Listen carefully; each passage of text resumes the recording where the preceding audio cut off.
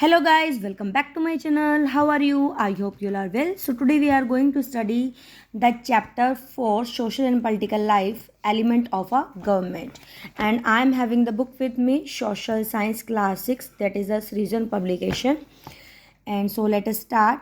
If any democratic government has to function properly, the participation of the people is necessary. देखो, कोई भी democratic government होता है, democratic का मतलब क्या होता है कि लोगों के द्वारा, ठीक है, मतलब कि जो भी हम गवर्नमेंट बनाते हैं तो वो उसका जो फंक्शन होता है वो कब प्रॉपरली हो पाएगा, जब लोगों का पार्टिसिपेशन अच्छे से होगा। Such participation of people is seen in the election process. अब लोग पार्टिसिपेट ही नहीं करेंगे तो गवर्नमेंट कैसे बनेगी? तो लोग पार्टिसिपेट करेंगे तो वो हम इलेक्शन प्रोसेस में देख सकते हैं। People in a democratic India have the right to elect and re elect the government. जो पीपल होते हैं डेमोक्रेटिक इंडिया में, हमारी डेमोक्रेटिक कंट्री इसलिए है ना क्योंकि लोग ही सिलेक्ट करते हैं गवर्नमेंट को। तो अब लोगों के पास राइट है कि वो चुनाव करके मतलब कि दोबारा भी उसको इलेक्ट कर सकते हैं गवर्नमेंट को। तो जो हमारी डेमोक्रेटिक जो मतलब कि जो गवर्नमेंट होती है उसका फॉर्मेशन कैसे होती है, लोकसभा जैसे वो डायरेक्ट इलेक्शंस होते हैं। ठीक है, दो टाइप के इलेक्शंस होते हैं ना, लोकसभा से और राज्यसभा से। तो लोकसभा से डायरेक्ट इलेक्शंस होता है और राज्यसभा का इनडायरेक्ट होता है। The whole country is divided into a number of constituency. जो हमारा पूरा देश है जैसे इंडिया, वो अलग अलग उसमें कॉन्स्टिट्यूएंसी का होता है, चुनाव क्षेत्र जहाँ से मतलब कि इलेक्शन होते हैं। तो candidate who gets the maximum votes is declared as an elected representative of the constituency. अब जो भी कैंडिडेट खड़ा होता है जहाँ से भी चुनाव क्षेत्र में, तो जिसको ज़्यादा वोट मिलते हैं तो वो मतलब कि डिक्लेयर्ड हो जाता है कि वो रिप्रेजेंटेटिव है, वो रिप्रेजेंट करेगा। और जो पार्टी ज़्यादा मेजोरिटी जीतती है, ठीक है, सीट से, वो गवर्नमेंट बनाती है। और अगर कोई भी सिंगल पार्टी जिसमें सिंपल मतलब कि जो मेजोरिटी नहीं होती है, तो जो उस पार्टी क्या कर लेती है, दूसरी पार्टी से ज्वाइन कर लेती है, तो उस टाइप की गवर्नमेंट को क्या बोलते हैं, कोलाइजेशन गवर्नमेंट बोलते हैं। जैसे यूपी और एनडीए, आपको एग्जाम्पल याद रखना है, जिससे रीडिंग बेस में आ सकता है।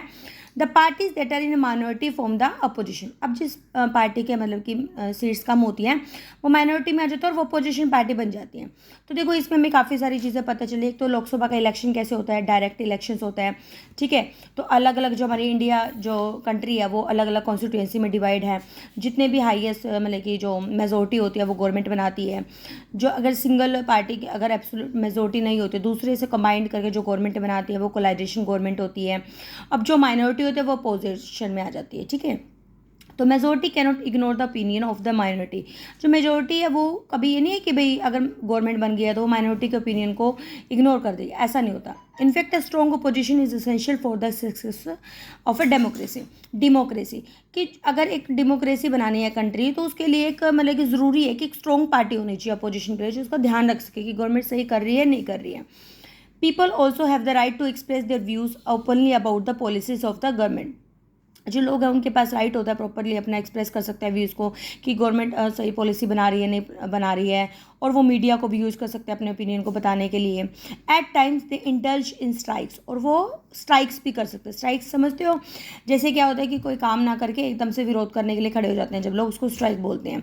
तो रैलीज निकालते हैं, प्रोटेस्ट करते हैं, विद्रोह करते हैं in order to express their views about the government, कि अपने व्यूज़ को गवर्नमेंट के लिए एक्सप्रेस करते हैं। Whenever the government increase the price of the consumable items such as milk, diesel and electricity, people show they resentment के तो गुस्सा through the media and by other means of protest. अगर मान लो हमारी जो government है, जो basic चीज़ें होती हैं उनको प्राइस को अगर बढ़ा दे तो लोग क्या है अपनी रिजेंटमेंट को प्रेजेंट कर सकते हैं। ये नहीं कि गवर्नमेंट ने अगर कुछ कर दिया तो मतलब कि इंसान कुछ मतलब कि जो पीपल है वो डिसीजन नहीं ले पाते, ऐसा नहीं होता। People have already learn the India is a land of A diversity and people follow different cultures. अब आपको सभी को पता है कि जो इंडिया है उसमें अलग अलग कल्चर्स हैं, ठीक है, अलग अलग डाइवर्सिटी विभिन्नताएं हैं, रिलीजन अलग अलग धर्म हैं, डिफरेंसेस हैं। लेकिन एक पॉसिबिलिटी क्या है, discrimination arising among the people. लेकिन लोगों के बीच में एक डिस्क्रिमिनेशन आता है, भेदभाव आ जाता है धर्म को लेके। Evidently prove that racial differences have led to violence in South Africa. ठीक है, जैसे रेशियल डिफरेंस अगर आप देखोगे तो जैसे साउथ अफ्रीका में जैसे गोरे और कालों का रहता है ना, तो ऐसे विद्रोह हो गया था एक बार। तो hence it's becomes important to solve the issues. तो ज़रूरी है कि इस तरीके के रेशियल डिफरेंसेस ना हो, ये इशू दूर हो। Conflicts among various groups and people living with the country, कि जैसे जिस कंट्री में हम लोग रह रहे हैं तो इस तरीके के कोई भी डिफरेंसेस नहीं होने चाहिए। तो वर्ड डेमोक्रेसी मीन्स क्या होता है, people government, people participating the functioning of the government. कि डेमोक्रेसी का अगर वर्ड पर्टिकुलर आपको बताना हो तो क्या होगा जब लोग गवर्नमेंट बनाते हैं, लोग सरकार बनाते हैं, ठीक है, और लोग ही डिसाइड करते हैं, लोग ही पार्टिसिपेट करते हैं। गवर्नमेंट की फंक्शनिंग में, तो वो डेमोक्रेसी होता है। फिर नेक्स्ट क्या हमारा the supreme court of India, ये हमारी पिक्चर दे रखी है। To solve all conflict differences laws have been made which are clearly spelled out in the constitution of India. अब जो झगड़े होते हैं, जो डिफरेंसेस होते हैं, उनको सॉल्व करने के लिए हमारा एक संविधान है।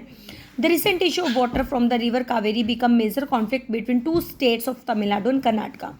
अब तमिलनाडु और कर्नाटका का जो मेजर इशू था कावेरी नदी के ऊपर, तो बहुत बड़ा झगड़ा था। तो ये जो झगड़ा है, कॉन्फ्लिक्ट है, इसको कहाँ ले जाया गया है, इसी मतलब कॉन्स्टिट्यूशन में मतलब कि उसमें सुप्रीम कोर्ट में ले जाया गया है, sorry, because the dam was build on the river Kaveri by both the states, क्योंकि जो डैम बनाया गया था वो दोनों ही स्टेट्स की तरफ बनाया गया था कावेरी रिवर पे। तो कॉन्फ्लिक्ट लास्टेड फॉर 4 years, और जो ये झगड़ा था वो 4 साल तक चला। Finally government at the centre intervene, ठीक है, जब अगर मतलब कि स्टेट गवर्नमेंट से काम ना चले तो सेंट्रल गवर्नमेंट बीच में इंटरप्रेट करती है और डिसाइड करती है कि ये प्रॉब्लम को सॉल्व करेंगे। एक फेयर डिस्ट्रीब्यूशन होगा 2 स्टेट्स के बीच में।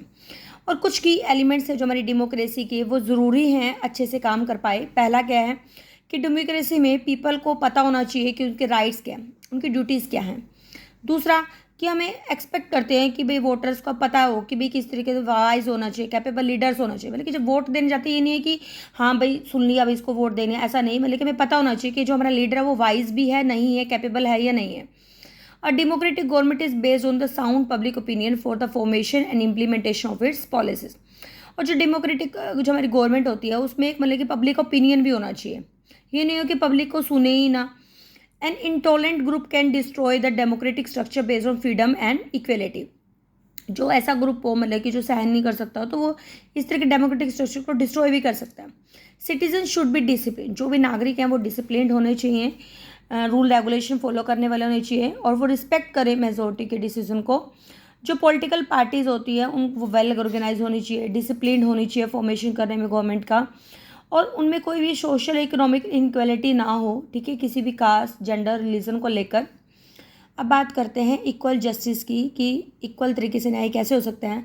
Hence it is understood that all disputes have to be solved amicably by law, which means that people should be treated equally without any discrimination based on caste, creed and और sex.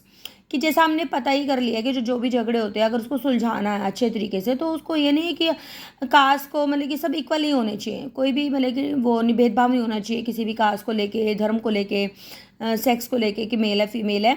जो constitution हमारे India का वो band the practice of untouchability, जो हमारा संविधान है भारत का, उसने जो ये मतलब कि जो प्रैक्टिस है अनटचेबिलिटी, मतलब छुआछूत की जो प्रॉब्लम होती थी पहले टाइम में, वो नहीं, मतलब उसको नहीं मानते हैं, ठीक है, वो बैन कर दी है। कि पहले क्या होता कि जैसे लोअर कास्ट वालों के साथ अच्छा बिहेव नहीं किया जाता था, ऐसा कुछ नहीं, वो चीज़ें बैन की गई हैं। Mahatma Gandhi fought for equal rights of people, Mahatma Gandhi ने बहुत लंबी लड़ाई लड़ी थी कि लोगों को इक्वल राइट्स मिलना चाहिए। He resented the way in which people were harmed, और वो इस चीज़ का विद्रोह करते थे कि लोगों को ऐसे हार्म किया जा रहा है, रिस्ट्रिक्ट किया जा रहा है कि वो टेम्पल में जाएँ, वोटर मतलब कि वैसे पानी नहीं पी पाते थे पहले, और उनको परमिशन नहीं मिलती थी कि एजुकेशन लेने की। तो इसीलिए जो गवर्नमेंट ने इस अनटचेबिलिटी को कॉन्सेप्ट को बैन कर दिया, ठीक है। तो एक बार से फिर बता देती हूँ अनटचेबिलिटी का मतलब क्या होता है। कि पहले वाले टाइम में जो लोअर कास्ट के जो पीपल होते थे उनको रिस्पेक्ट नहीं मिलती थी, तो उस चीज़ को गवर्नमेंट ने बैन कर दिया, गवर्नमेंट ने। Women are also given equal right to vote, और जो वीमेन हैं उनको भी इक्वल राइट दिया गया वोट देने का, पार्टिसिपेट करने का पॉलिसी बनाने में गवर्नमेंट की। जो रिजर्वेशन सीट्स रखी गई हैं पार्लियामेंट में भी इवन वुमेन्स के लिए इक्वल राइट दिया गया है। South Africa was a country inhabited by the various race, hence in earlier years a policy of racial discrimination was followed which was called apartheid. मतलब कि साउथ अफ्रीका एक ऐसी country थी जहाँ पे मतलब कि अलग अलग रेसिस के साथ अलग अलग व्यवहार किया जाता था रेशियल डिस्क्रिमिनेशन का, तो उसे अपार्थाइड बोला जाता था।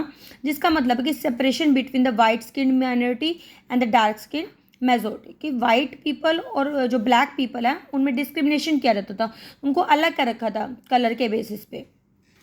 Get more details about apartheid, which is what is it, how did it comes to an end। तो इसके बारे में जो ये मतलब कि प्रोसेस था, कैसे शुरू हुआ, कैसे ख़त्म हुआ। तो through apartheid is not practice today yet, लेकिन आज ये टाइम में भेदभाव नहीं माना जाता। जो डिफरेंसेस हैं वो मतलब कि पहले एग्जिस्ट करते थे, अब नहीं करते हैं। तो इंपॉर्टेंट टर्म्स है हमारे पास डेमोक्रेसी, जैसे government by people, of the people, for the people, बहुत इंपॉर्टेंट डेफिनेशन है। कि जब गवर्नमेंट हमारी बनती है लोगों के द्वारा बनती है, लोगों के लिए बनती है, तो वो डेमोक्रेसी होता है। मैनिफेस्टो का मतलब क्या होता है कि ऐसी रिटन स्टेटमेंट जिसमें पॉलिटिकल पार्टीज़ के प्रिंसिपल्स लिखे होते हैं। कोलाइजेशन गवर्नमेंट का मतलब क्या होता है, दो पार्टी जब मिलके एक गवर्नमेंट बनाती है। इलेक्शन का मतलब क्या होता है कि अपने रिप्रेजेंटेटिव को चुनना, इलेक्ट करना का जो प्रोसेस होता है उसको हम इलेक्शन बोलते हैं। ठीक है, तो ये सब कुछ था हमारे इस चैप्टर में। अगर आपको थोड़ा सा डिफिकल्ट लगता है तो आप इसको एक दो बार इस वीडियो को सुनकर देखें। अगर वीडियो थोड़ी सी भी अच्छी लगी तो प्लीज़ लाइक करना ना भूलें। मिलते हैं एक नई वीडियो में एक नए कंटेंट के साथ। Till then be happy, keep studying, bye bye.